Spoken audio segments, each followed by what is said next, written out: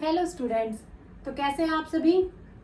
Welcome है बेटा आपका अपने यूट्यूब चैनल हिंदी गुरु में।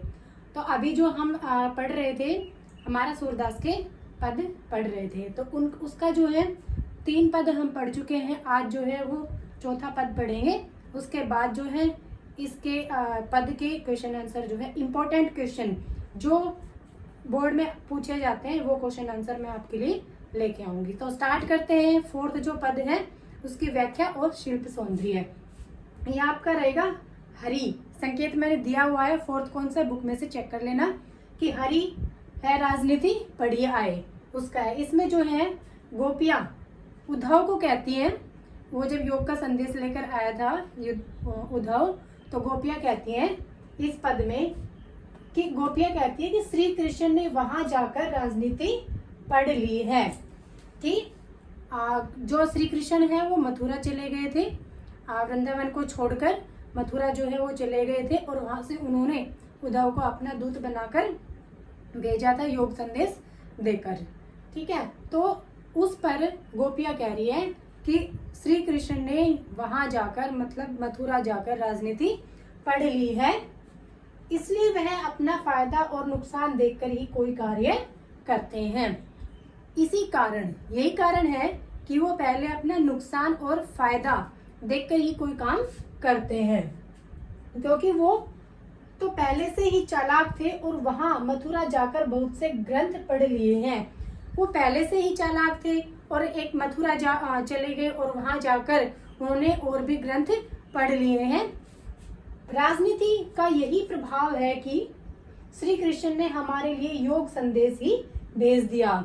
ये गुरु ग्रंथ पढ़ने से राजनीति पढ़ने से राजनीति में आने से उनको ये प्रभाव पड़ा उन पर, श्री कृष्ण पर, कि वो खुद न आकर उन्होंने हमारे लिए योग संदेश भेज दिया।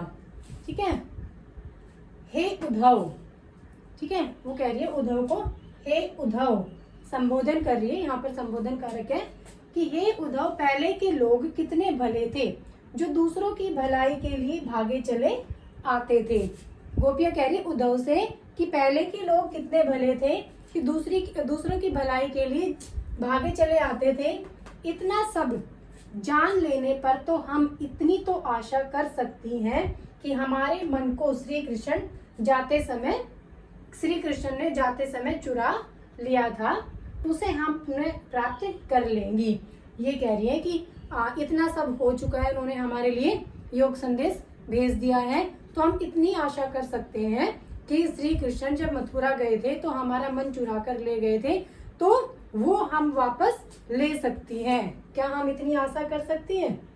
आश्चर्य यह है कि जो दूसरों को अन्याय करने से रोकते थे, जो मीन्स यहाँ पर श्री कृष्ण के बारे में कहा है कि जो इंसान या श्री कृष्ण दूसरों को अन्याय करने से रोकते थे वो खुद ही हमारे साथ अन्याय कर रहे हैं।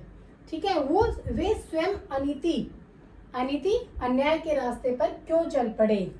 एक राजा का धर्म होता है कि प्रजा का हित सोचना। कोई भी राजा होता है तो उसका सबसे पहला यही धर्म होता है, ये कर्तव्य होता है कि वो अपनी प्रजा के बारे में सोचे, उसके हित के बारे में सोचे।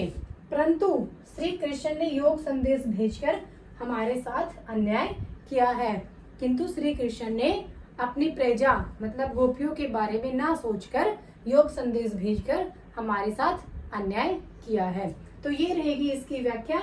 इसका शिल्प सौंदर्य रहेगा, इसमें अनुप्रास और रूपक अलंकारों का प्रयोग है, दोनों अलंकार इसमें है। ब्रज भाषा का प्रयोग है, उनके जो पद हैं उसमें सभी में ब्रज भाषा में ही लिखा गया है। भावात्मक सरल व सहज भाषा है, जो भाषा है उनकी ब्रज भाषा है वो सरल है, सहज है और भावात्मक मतलब भावों को इसमें उजागर किया है। 4th है व्यंग्यात्मक शैली का प्रयोग है। व्यंग्यात्मक शैली क्यों है? क्योंकि इन चारों पदों में जैसे पहले पद में उन्होंने उद्धव पर व्यंग्य किया था और इसमें श्री कृष्ण पर वो व्यंग्य कर रही है कि कैसे राजा हैं जो अपने बारे में ही सोच रहे हैं, अपनी प्रजा के बारे में नहीं सोच रहे हैं। तो बेटा अगर आपको ये पद सारे अच्छे से समझ में आए हो तो मेरी वीडियो को लाइक करना, शेयर करना और चैनल को सब्सक्राइब कर लेना। मिलते हैं नेक्स्ट वीडियो में क्वेश्चन आंसर के साथ। तब तक के लिए thank you. Have a nice day.